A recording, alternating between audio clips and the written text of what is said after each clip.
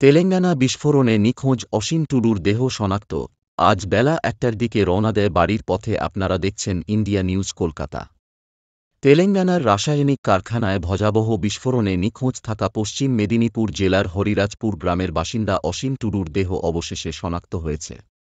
তাঁর পরিবারের পক্ষ থেকে এই খবর নিশ্চিত করা হয়েছে। সরাসরি কথা বলে জানা গিয়েছে রিপোর্টে আকাশ। এখন একটা ছাড়ছে অসীম টুডুরটা, এখন ওরটা রেডি করিয়ে দিয়েছি, ওরটা এখন লোডিং হচ্ছে, বডি তুলছে স্যার।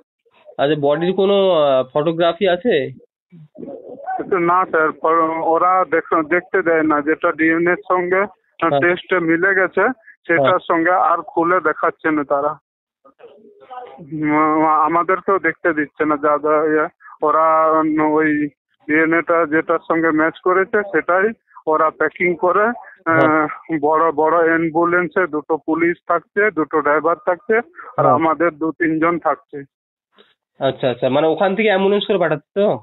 হ্যাঁ, অ্যাম্বুলেন্স করে সব ভালোভাবে পাঠাচ্ছে, আর ১ লাখ টাকা করে দিয়ে পাঠাচ্ছে বডির সাথে। বডির সাথে ১ লাখ টাকা করে দিয়ে পাঠাচ্ছে, মানে ওটাই? এরপর আর কোনো স্টেপ নেই, তাই তো? না না, আর কিছু না স্যার। আজকে এটা উঠছে মানে তার আরো কিছু ঘন্টার পর পৌঁছাবে, হয়তো সন্ধ্যার দিকে।